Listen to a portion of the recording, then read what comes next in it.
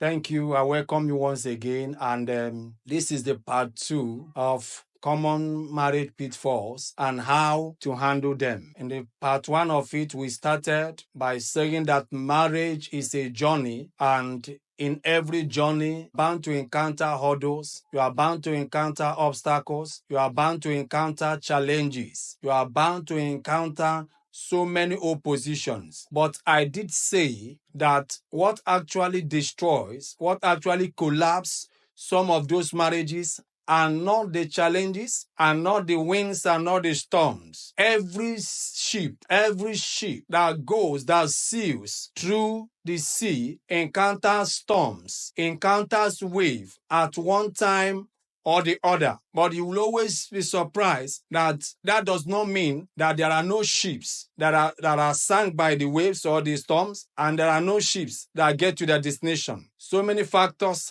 are responsible. So as a marriage journey, there are bound to be pitfalls.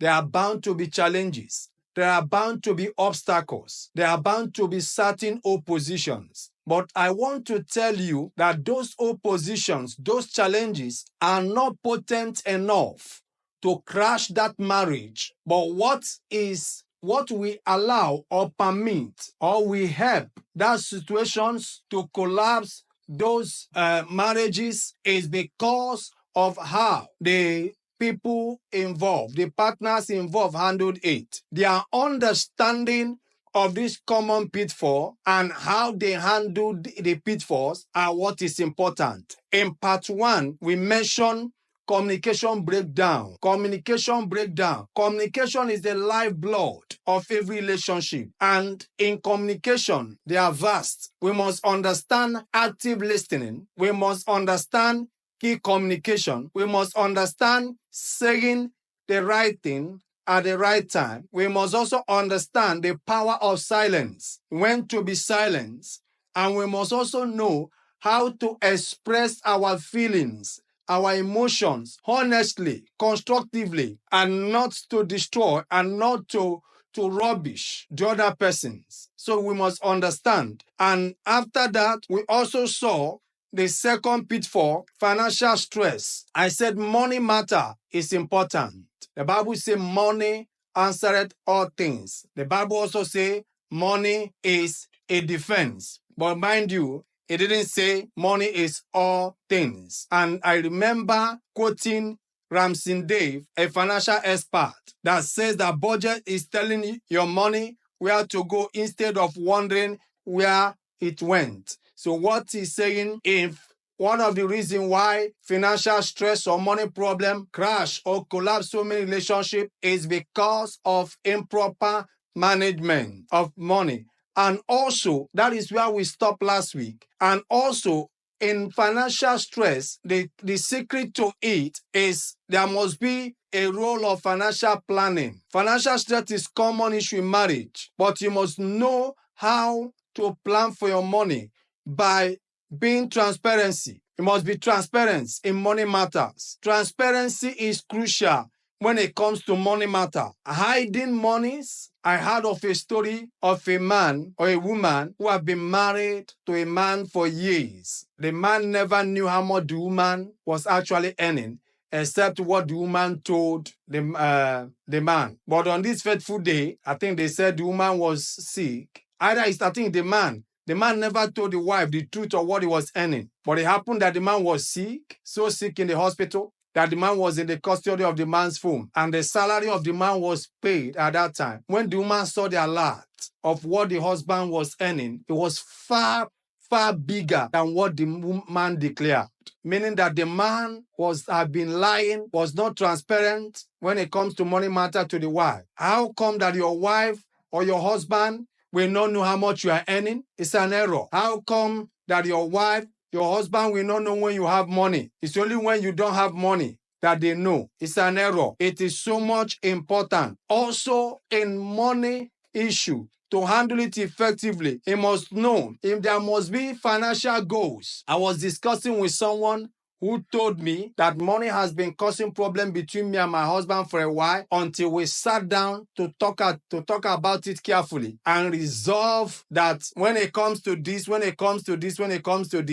the man will be responsible. Then when it comes to this, I as the woman will be responsible. There are homes that have agreed that whatever has to do with the foodstuffs, the woman is responsible. But when it comes to the major bills, the school bills, the house rent, the electric bills, and the rest of the utility bills, the man is responsible. They made it like that because oftentimes when they left it open, it has been creating problems. So everyone knows certain shared financial goals can bring partners closer together. Someone said love does not consist in gazing at each other, but in looking outwardly together in the same direction. Working towards common financial objectives helps teamwork and mutual respect. Understand money issue, whether you like it or not. If you are poor, money will create problem. If you are rich, money will create problem. But what will help you for that money matter, whether as a poor person, as an average person, as a rich person, not to collapse your marriage,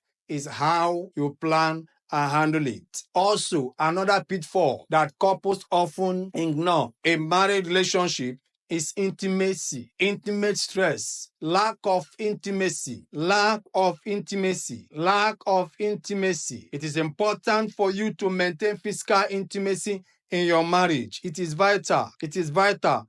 Sex, they say, according to Scott Peck, he says sex is the closest the two people can come to each other. Regular physical connection helps reinforce the emotional bond and maintain sense of closeness. Gary Chapman wrote the 5 love languages. A friend told me, he said, I have tried everything possible to please my wife. Even at times I buy her some certain things, but she doesn't like it. He said, I don't know what else. I said, that means, he said, that means I have to study my wife again. I say, yes. And Gary Chapman in his book said that giving someone a gift is not necessary if that gift will not meet the person's need. You know, some of us, we just want to buy gifts to impress someone. When you are buying me a gift that I don't need, I have so much shoes, and I'm looking for a way to get rid of them. And every time you travel, you buy me more shoes. I won't feel it. Maybe I'm someone that doesn't know how to buy. I love wristwatches, but I don't know how to get the good ones. And imagine you traveling,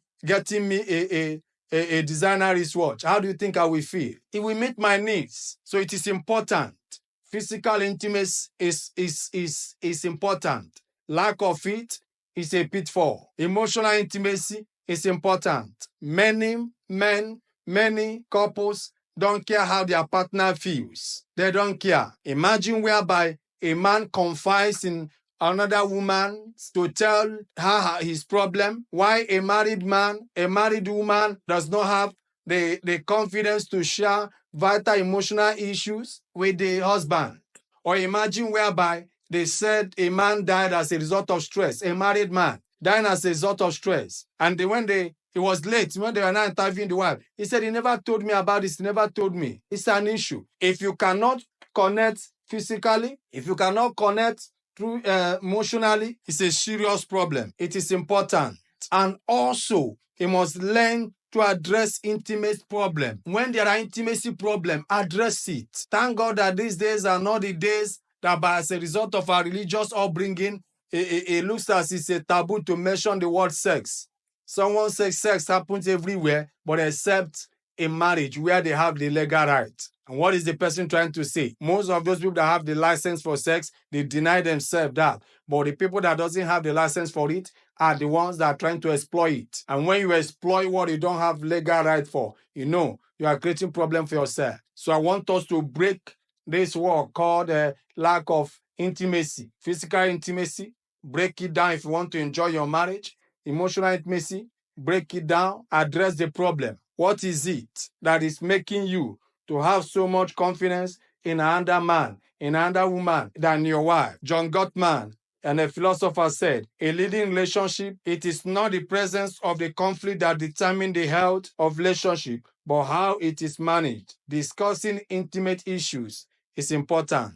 Problem does not destroy anybody. It is how you respond to it. Another pitfall is lack of trust. Lack of trust. Where there is no trust, it's a serious issue. You must learn to build trust. Remember, trust is not given, trust is earned. You must earn the trust of your partner. And if your trust has been broken down, rebuild it and avoid behavior that will create distrust. Again, the third pitfall is forgiveness. Unforgiveness, rather. Unforgiveness. It will shock you to know that many people are living together, husband and wife, and they have not been able to forgive each other for so many things, and yet they are living together. Those are pitfalls. Try to forgive each other. It's important. Another pitfall is when there is a difference in life goals and value. Never you marry someone that your value and goals in life are not in the same directions. Never, never. One of the days I was speaking with some certain couples, one of the questions that was asked is, he says, sir, what do you do when you got married to someone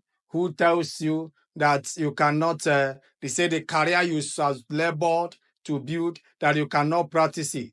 And one of the questions is, why? How did you get into that in the first place? Don't get involved in marriage with someone that you have a differences in life goals and value. It's a serious problem. It's a serious problem. Another pitfall is wrong handling of conflict. Wrong handling of conflict. In conflict management, there are three solutions or three steps. One is compromise, one is confrontation, and the other one is, I've forgotten the third one. When I remember it, I will tell you. But among the three are all important, but they have their seasons. There are times you need to compromise. As a man, there are times you need to compromise for the peace of the marriage.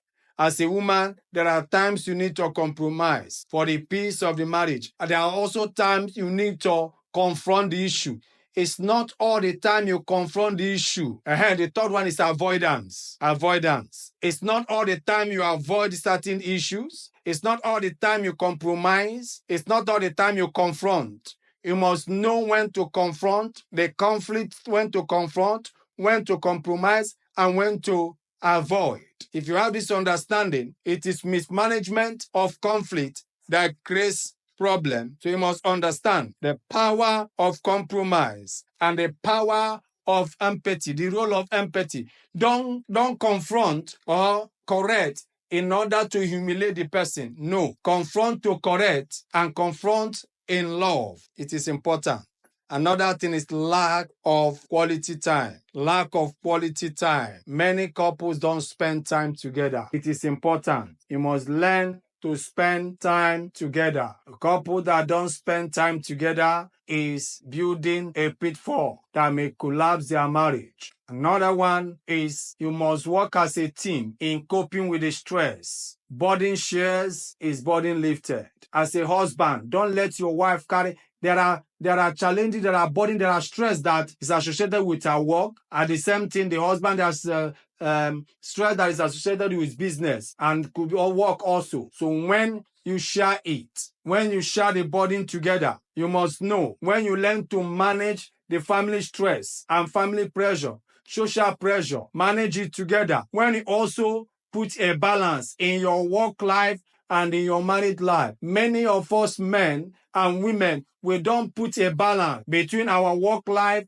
and our married life. A man who has been out since 5 a.m. in the morning, coming back 9 or 8 p.m., and the next thing he showers, takes his food, and goes back into the room with laptop that I'm working. No, it's an error. Let there be a balance between your work life and your own life and the family life, so that you can also give the necessary support to each other. That is very, very important. In conclusion, for you to journey towards a happy and a stronger marriage, you must learn to navigate these common pitfalls. You must learn and to navigate them, to overcome them, to bypass them, to defeat them as you journey require dedication. You must be dedicated to your marriage, dedicate your time, dedicate your resources, Dedicate yourself. Understanding is also required, and effort from both partners, not from one partner. There is not for one partner. When you watch engineers as they build, in every building, you must know that, yes, in construction, there are chief engineer, there are foreman, but you see, there are laborers, there are carpenters, there are masons, there are different artisans that comes together to do their own part in order to achieve the desire of the owner of the job. So for you to be able to combat and defeat this monster called common pitfall in marriage, above all that I've said, adding to all that I've said, dedication is important, understanding is important, shared effort or teamwork is important from both partners. And when you follow these instructions, I tell you, your marriage will achieve the utmost desire and purpose, and you will enjoy yourselves together. Thank you once again for listening. See you some other time. I appreciate you. Please, as you watch this, share it with others so that it can bless others. God bless you. Thank you. Love you.